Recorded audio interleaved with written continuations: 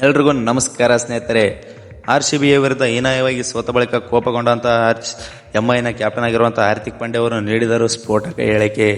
ಈ ಪಂದ್ಯದಲ್ಲಿ ನಾವು ಎಲ್ಲೇ ಹಿಡಿಯುವುದೆವು ಮತ್ತು ಸತತವಾಗಿ 3 ಪಂದ್ಯಗಳನ್ನು ಸೋತ ಬಳಿಕ ಅತ್ತಂತ ಹಾರ್ದಿಕ್ ಪಾಂಡ್ಯ ಅವರು ನೀಡಿದ್ದಾರೆ ಅಂತಲೇ ಹೇಳ್ಬೋದು. RCB ವಿರುದ್ಧ ನಮ್ಮ ಪಂದ್ಯದಲ್ಲಿ ಯಾವ ಬ್ಯಾಟರ್ ಸಹ ನನಗೆ ಸಾಥ್ ಕೊಡಲಿಲ್ಲ ಹಾಗೂ ನಾನು ಈ ಬಾಲರನ್ನು ನಂಬಿಗೇಶಿ ಕೆಟ್ಟೆ ಎಂಬಂಥ ಅಚ್ಚರಿ ಹೇಳಿಕೆಗಳನ್ನೇ ನೀಡಿದ್ದಾರೆ ಅಂತಲೇ ಹೇಳ್ಬೋದು.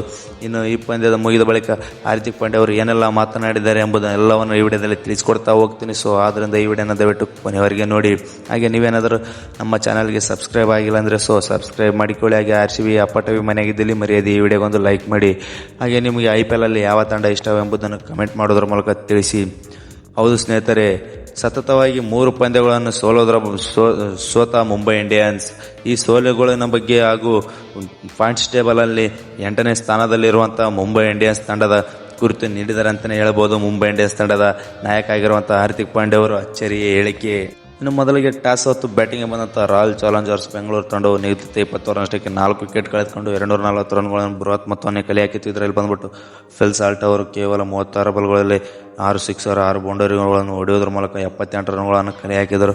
ಇನ್ನು ಕಿಂಗ್ ಕೊಹ್ಲಿ, ವಿರಾಟ್ ಕೊಹ್ಲಿ ಅವರು ಸಹ ತಮ್ಮ 50 ಕಲೆ ಹಾಕೋದ್ರ ಮೂಲಕ ರಾಜತ್ ಪಟಿದಾರ್ ಅವರು ಸಹ ಅದ್ಭುತ ಬ್ಯಾಟಿಂಗ್ ಮಾಡೋದ್ರ ಮೂಲಕ ಕೇವಲ 20 ಬಾಲ್ಗಳಲ್ಲಿ 4 ಬೌಂಡರಿ 5 ಸಿಕ್ಸರ್ 265 ಬ್ಯಾಟಿಂಗ್ ಸ್ಟ್ರೈಕ್ ರೇಟ್ನಲ್ಲಿ 53 ರನ್ಗಳನ್ನು ಕಲೆ ಹಾಕಿದರು. ಇನ್ನು ಟೀಮ್ ಡೇವಿಡ್ ಅವರು ಸಹ 34 ರನ್ಗಳನ್ನು ಕಲೆ ಹಾಕೋದ್ರ ಮೂಲಕ RCB ತಂಡವು 240 ರನ್ಗಳ ಬೃಹತ್ ಮೊತ್ತವನ್ನೇ ಕಲೆ ಹಾಕಿತ್ತು ಅಂತಲೇ ಹೇಳ್ಬೋದು ಸ್ನೇಹಿತರೆ.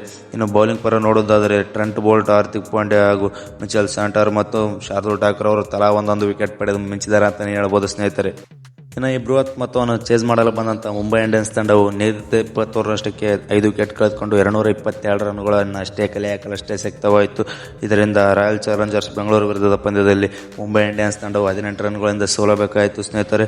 ಇನ್ನು ಮುಂಬೈ ಇಂಡಿಯನ್ಸ್ ತಂಡದ ಪರ ರುದ್ರಪೋಡು 71 ರನ್ ಹಾಗೂ ಹಾರ್ದಿಕ್ ಪಾಂಡ್ಯ ಅವರು 40 ರನ್, ರಾಯನ್ ರಿಕಲ್ಟ್ ಅವರು 37 ರನ್ಗಳು ಇವರೇ Mumbai Indians the top 3 scorer ಎಂಬ ಹೆಗ್ಗಳಿಕೆಗೂ ಸಹ ಪಾತ್ರರಾದರು. ಇನ್ನು ಬೌಲಿಂಗ್ ಪರ ನೋಡೋದಾದರೆ ಜಾಕೋಬ್ ಡಬ್ಬಿ, ರಿಷಬ್ ಡಗರ್, ಕೃಣಾಲ್ ಪಾಂಡ್ಯ ಹಾಗೂ ಸುಹಾಸ್ ಶರ್ಮಾ ಅವರೆಲ್ಲ ತಲಾ ಒಂದೊಂದು ವಿಕೆಟ್ ಪಡೆದು ಮಿಂಚಿದ್ದಾರೆ ಅಂತಲೇ ಹೇಳ್ಬೋದು ಸ್ನೇಹಿತರೆ. ಇನ್ನು ಈ ಪಂದ್ಯದಲ್ಲಿ ಸೋತ ಬಳಿಕ ಮಾತನಾಡಿದಂಥ ಎಂಐನ ನಾಯಕ ಆಗಿರುವಂಥ ಹಾರ್ದಿಕ್ ಪಾಂಡ್ಯ ಅವರು ಈ ರೀತಿಯಾಗಿ ತಿಳಿಸಿರ್ತಾರೆ ಸ್ನೇಹಿತರೆ.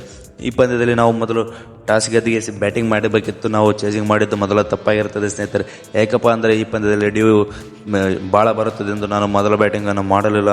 ಆದರೆ ಡ್ಯೂ ಬರದ ಕಾರಣ RCB ಮೊದಲ ಓಪನಿಂಗ್ ಜೊತೆ ಆಟವನ್ನು ಭರ್ಜರಿಯಾಗಿ ಪವರ್ ಪ್ಲೇನಲ್ಲಿ 70 ರನ್ಗಳನ್ನು ಬಾರಿಸುವುದರ ಮೂಲಕ ಭರ್ಜರಿಯಾದ ಓಪನಿಂಗ್ ಜೊತೆ ಆಟವನ್ನೇ ಆಡಿದ್ದಾರೆ ಅಂತಲೇ ಹೇಳ್ಬೋದು. ಕಿಂಗ್ ಕೊಹ್ಲಿ ಮತ್ತು ಫಿಲ್ ಸಾಲ್ಟ್ ಅವರಿಬ್ಬರ ಬ್ಯಾಟಿಂಗ್ನಿಂದ ನಮ್ಮ ತಂಡವು ಸೋಲಿಗೆ ಸಿಲುಕಿತ್ತು ಅಂತಲೇ ಹೇಳ್ಬೋದು. ಇನ್ನು RCB ಕ್ಯಾಪ್ಟನ್ ಆಗಿರುವಂಥ ರಾಜತ್ ಪಟಿದಾರ್ ಅವರು ಸಹ ಅದ್ಭುತವಾದ ಬ್ಯಾಟಿಂಗ್ ಪ್ರದರ್ಶನವನ್ನೇ ತೋರಿದ್ದಾರೆ ಅಂತಲೇ ಹೇಳಿರ್ತಾರೆ ಸ್ನೇಹಿತರೆ. ಇನ್ನು ಮಾತು ಮುಂದುವರಿಸಿದ ಹಾರ್ದಿಕ್ ಪಾಂಡ್ಯ ಅವರು, ಈ ಪಂದ್ಯದಲ್ಲಿ ನಾನು ಶಾರ್ದೂಲ್ ಠಾಕೂರ್ ಮತ್ತು ಟ್ರೆಂಟ್ ಬೋಲ್ಟರ್ ಅನ್ನು ನಂಬಿದ್ದೆ. ನನ್ನ ಮೊದಲ ದೊಡ್ಡ ತಪ್ಪಾಯಿತು. ಏಕಪ್ಪ ಅಂದರೆ ಅವರಿಬ್ಬರು ಅದ್ಭುತ ಸ್ಪೆಲ್ ಮಾಡೋದ್ರ ಮೂಲಕ ಮುಂಬೈ ಇಂಡಿಯನ್ಸ್ ತಂಡವನ್ನು ಗೆಲುವಿನ ದಡದತ್ತ ಕೊಂಡೊಯ್ಯುತ್ತಾರೆ ಎಂಬ ನಂಬಿಕೆಯನ್ನು ಇಟ್ಟುಕೊಂಡಿದ್ದೆ. ಆದರೆ ಅವರಿಬ್ಬರು ಸಹ ಕೈ ಕೊಡೋದ್ರ ಮೂಲಕ ತುಂಬಾ ಎಕ್ಸ್ಪೆನ್ಸಿವ್ ಬಾಲರ್ ಆದರು ಅಂತಲೇ ಹೇಳ್ಬೋದು ಸ್ನೇಹಿತರೆ.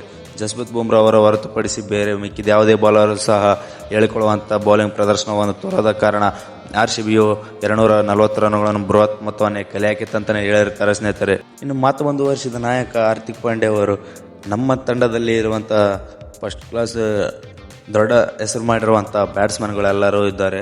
ಯಾರಾದರೂ ಒಬ್ಬರು ಸಹ ಕೈ ಹಿಡಿದಿದ್ದರೆ ಹಾಗೂ ರುದ್ರಪಡ್ ಅವರ ಹೊರತುಪಡಿಸಿ ಮಿಕ್ಕಿದ ಯಾವುದೇ ಬ್ಯಾಟರು ಸಹ 2 ಅಂಕೆ ಮೊತ್ತವನ್ನು ಕಲೆ ಹಾಕಲಿಲ್ಲ. ಇದರಿಂದ ನನಗೆ ತುಂಬಾ ಕೋಪ ಬರುವಂತ ಆಗಿದೆ ಸ್ನೇಹಿತರೆ. ಯಾಕಪ್ಪ ಅಂತಂದರೆ ರೋಹಿತ್ ಶರ್ಮಾ ಅವರು ರಿಟೈರ್ಡ್ ಔಟ್ ಆದರೂ ಬಿಟ್ಟರೆ ರೋಹಿತ್ ಶರ್ಮಾ ಅವರು ಬಿಟ್ಟರೆ ಸೂರ್ಯಕುಮಾರ್ ಯಾದವ್, ತಿಲಕ್ ವರ್ಮಾ ಅವರು ಹೇಳಿಕೊಳ್ಳುವಂಥ ಬ್ಯಾಟಿಂಗ್ ಪ್ರದರ್ಶನವೇನು ತೋರುತ್ತಾನೇ ಇಲ್ಲ. ಈ ಸೀಸನ್ನಲ್ಲಿ ಕಳೆದ 4 ಪಂದ್ಯಗಳಲ್ಲಿ ಸಹ 1 ಪಂದ್ಯಗಳಲ್ಲಿ ಸಹ ಮಿಂಚದೆ ಹಾಗೆ ಕೇವಲ 1 ಅಂಕಿ ಮೊತ್ತಗಳಿಗೆ ಪೇಲನತ್ತ ನಡೆಯುತ್ತಿದ್ದಾರೆ. ಇದರಿಂದಾಗಿ ನಮಗೆ ಬ್ಯಾಟಿಂಗಲ್ಲಿ ತುಂಬಾ ಹಿನ್ನಡೆಯಾಗುತ್ತಿದೆ ಅಂತಲೇ ಹೇಳಿರ್ತಾರೆ ಸ್ನೇಹಿತರೆ.